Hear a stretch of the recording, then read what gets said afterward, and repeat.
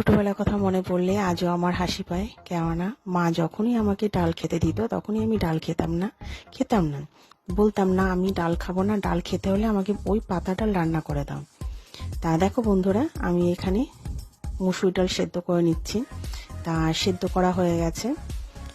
এরপর আমি গ্যাসে একটা প্যান চাপিয়ে দিয়েছি। প্যানের মধ্যে আমি সরষের তেল নিয়ে নিয়েছি। তেলের পরিমাণটা একদমই কম, দেখতেই পাচ্ছ।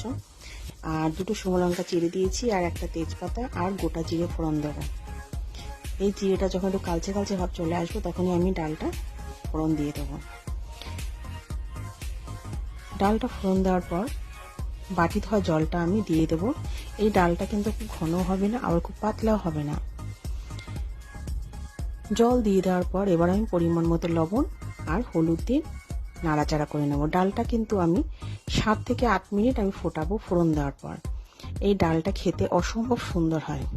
তোমরা যদি এই ডালটা খেয়ে না থাকো, অবশ্যই এটা একবার বাড়িতে ট্রাই করো। এরপর কয়েকটা কাঁচা লঙ্কা আমি চিড়ে দিলাম। ভিডিওটি কেমন লাগলো? ভালো লাগলে লাইক, কমেন্ট, শেয়ার। আর যদি ফলো না করে থাকো, ফলো করে দিও।